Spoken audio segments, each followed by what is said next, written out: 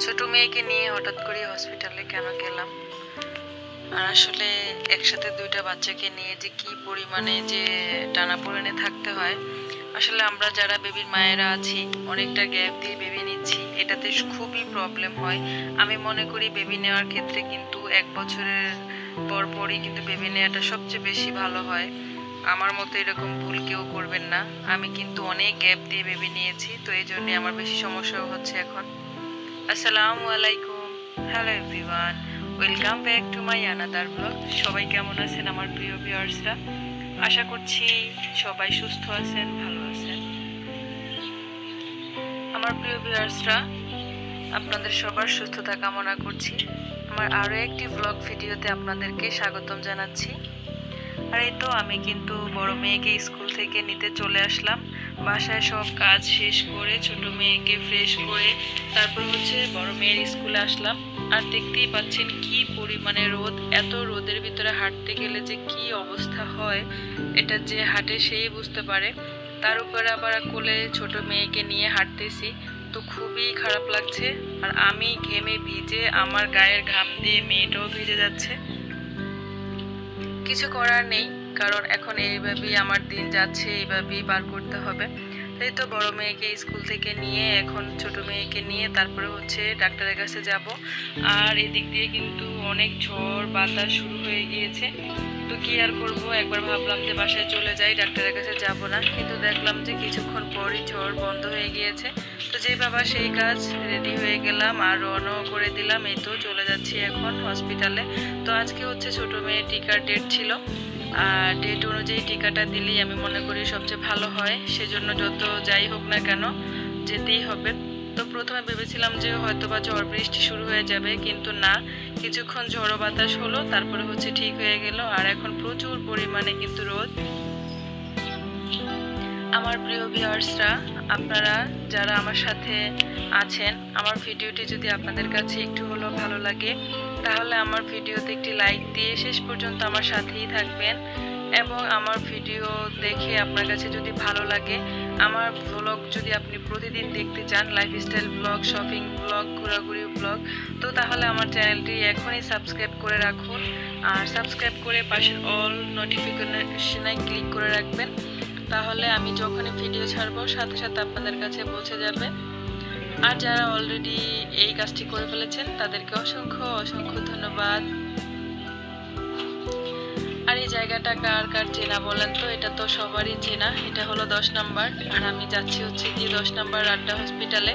তো সেখানে আমি আমার মেয়েকে টিকা দিই। আর এই নিয়ে কিন্তু 4 বার আসতেছি, 4 বার টিকা দিচ্ছি।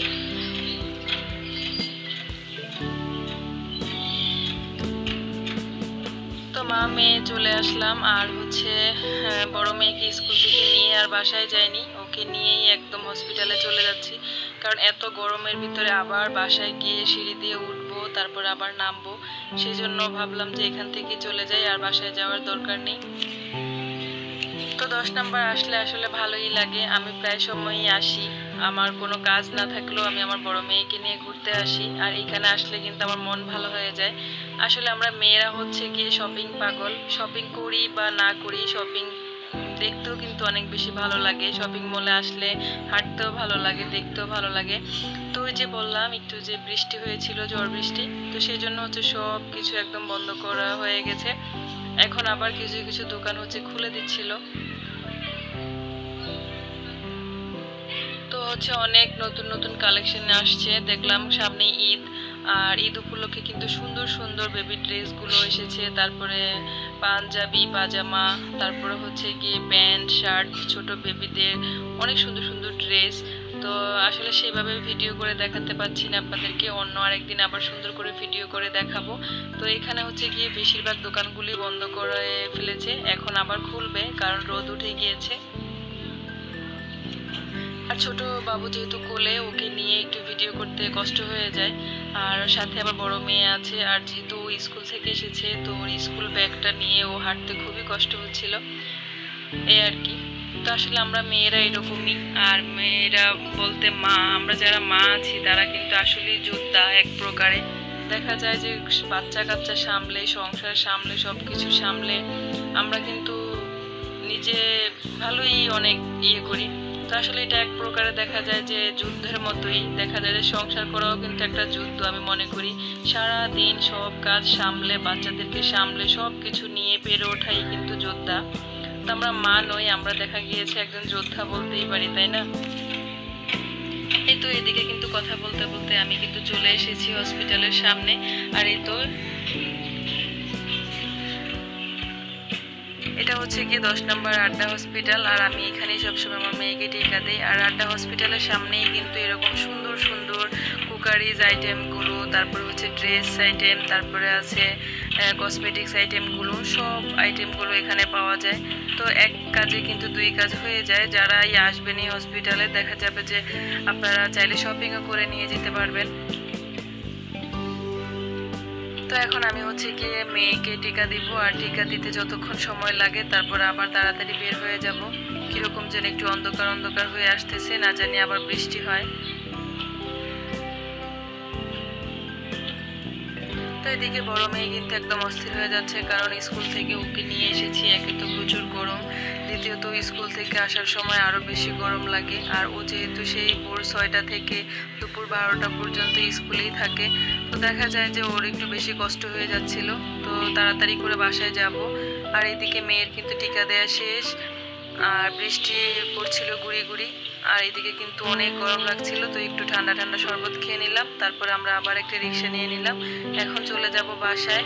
আর বাসায় গিয়ে বড় মেয়েকে ফ্রেশ করব, তারপর ছোট মেয়েকে ফ্রেশ করব, তারপর আবার আমার বাসার কাজ টাজ সব কিছু করতে হবে।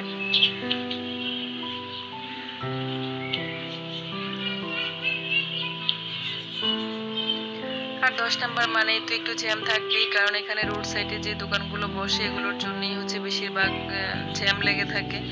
আর জ্যামে পড়লে আর ভালো লাগে না। আমি কিন্তু জার্নি করতে পারি অনেক বেশি, মানে গাড়ি চলবে আমি যাব সেটা ভালো লাগে, কিন্তু এক জায়গায় আটকে বসে থাকবো সেটা আর ভালো লাগে না, একদম বিরক্ত লাগে। আর ছোট মেয়ে খুবই কান্নাকাটি করছিল টিকা দেওয়ার কারণে। আজকে অনেকগুলো টিকা একসাথে দেওয়া হয়েছে, 4টা টিকা দিয়েছে আর একটা হচ্ছে মুখে পোলিও খাইয়েছে। তো কান্নাকাটি করছিল, কি আর করব, অনেক চেষ্টা করছি থামানোর জন্য কিন্তু থামছে না। তাই তো আমরা কিন্তু চলে এসেছি বাসার কাছাকাছি, হয়তো আর 5 মিনিট লাগবে। তারপরে বাসায় আসার পরেই কিন্তু দুজনকে খাইয়ে দাইয়ে ঘুম পাড়িয়ে দিয়েছি। এখন কিন্তু বিকেল 3টা বাজে। আর এই যে অলমোস্ট বৃষ্টি শুরু হয়ে গিয়েছে। অনেক আগে থেকে বৃষ্টি হচ্ছিল, গুড়ি গুড়ি পড়ছিল। তো মেয়ের কিন্তু সামনেই ঈদের পরই এক্সাম। তো ওকে বললাম যে আজকে কোচিংয়ে যেতে হবে না, কিন্তু না, সে কোনো কথাই শুনলো না। যেতেই হবে, ম্যাম বকা দেবে, স্কুলের অনেক পড়া হয় সেগুলো কমপ্লিট করতে হবে। তো সেজন্য কিন্তু ও চলে গিয়েছে কোচিংয়ে, আর আমি সাথে যাইনি, কারণ ছোট বাবুকে কিভাবে নিয়ে যাব, বৃষ্টি পড়ছে একদিকে, আর আমার বাসার সামনে রাস্তা প্রচুর পরিমাণে কাটতেছে। তো সেই জন্য ও একাই চলে গিয়েছিল। আর হচ্ছে ওর কিছু ফ্রেন্ড ছিল, ওরা আইসে ওকে এগিয়ে নিয়ে গেল। তো সেই জন্য আমার একটু ভালোই হলো। ওই তো মেয়ে গেট দিয়ে ঢুকে যাচ্ছে। আর আমার বাসার কাছাকাছি হওয়ার কারণে এটাই হলো সুবিধা, যে মাঝে মধ্যে যখন সমস্যা হয় ও একা যেতে পারে, আবার দেখা যায় ম্যাম ওকে নেওয়ার জন্য অন্যান্য স্টুডেন্টদেরকে পাঠিয়ে দেয়। তো এদিক দিয়ে কিন্তু আমার খুবই সুযোগ সুবিধা ভালো। আর সকাল থেকে যে একটা গরম ছিল, বৃষ্টি হওয়ার পর কিন্তু এখন মাশাআল্লাহ অনেক ঠান্ডা লাগতেছে, অনেক ভালো লাগতেছে। আর আমার মেয়ে কিন্তু বলে গিয়েছিল, মাম্মি আজকে কিন্তু বৃষ্টি হচ্ছে, রান্নাবান্না কি করবে? তা আমার মেয়ের কিন্তু মাংস খিচুড়ি এটা খুবই পছন্দ। তো দেখি কি রান্নাবান্না করা যায়। আর আমি হচ্ছে গিয়ে বারান্দায় দাঁড়িয়ে দাঁড়িয়ে বৃষ্টি দেখছি, আর আমার মেয়ে যাচ্ছে সেটা দেখছিলাম। বৃষ্টি হলে কিন্তু বারান্দা দাঁড়িয়ে দাঁড়িয়ে ভিজতে খুবই ভালো লাগে। আমি ছাদে যেয়ে ভিজতে পারি না, অনেক ভয় লাগে। তবে কিন্তু আমি বারান্দা দাঁড়িয়ে থাকি। অনেক বেশি জোরে বৃষ্টি আসলে কিন্তু বারান্দার ভিতরে পানি ঢুকে, আর সেটুকু দিয়ে যতটুকু ভিজতে পারি ভিজে নেই। আমার অনেক ভালো লাগে বৃষ্টিতে ভিজতে, বারান্দা দাঁড়িয়ে থাকতে। আর আমার বারান্দার গাছগুলো কিন্তু শুকিয়ে সব কাঠ হয়ে আছে, এখন একটু একটু হচ্ছে আস্তে আস্তে করে। আর বৃষ্টি মানেই কিন্তু হচ্ছে মজার মজার খাবার। আজকে অনেকের বাসায় কিন্তু খিচুড়ি হবে, মাংস রান্না হবে, তাই না? বৃষ্টি হলে কিন্তু অনেকেই খিচুড়ি মাংস রান্না করেন। আর আজকে কারা কি কি রান্না করছেন আমাকে কমেন্ট করে জানাবেন। কিন্তু আমিও কিন্তু খিচুড়ি আর মাংসই রান্না করব।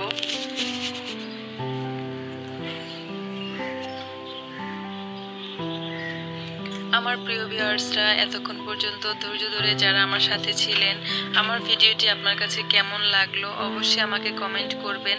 আর হ্যাঁ, আপনাকে অসংখ্য ধন্যবাদ আমাকে সময় দেওয়ার জন্য, আমার ভিডিও দেখার জন্য। আমার পরবর্তী ভিডিও দেখার আমন্ত্রণ রইল আপনাদের সবাইকে। আর আমার পরবর্তী ভিডিও আসছে আগামীকাল বিকেল 3টায়। তো আমি কিন্তু প্রতিদিন বিকেল 3টায় ভিডিও আপলোড দেই আমার চ্যানেলে, অবশ্যই কিন্তু আপনারা চোখ রাখবেন। আমার ভিডিওগুলো আপনাদের কাছে কেমন লাগে অবশ্যই কমেন্ট করবেন, অবশ্যই আমি কমেন্টে রিপ্লাই দিব। তো আজকের মতো এখানেই বিদায় নিচ্ছি। সবাই সুস্থ থাকবেন, ভালো থাকবেন, দেখা হবে পরবর্তী ভিডিওতে। আল্লাহ হাফেজ।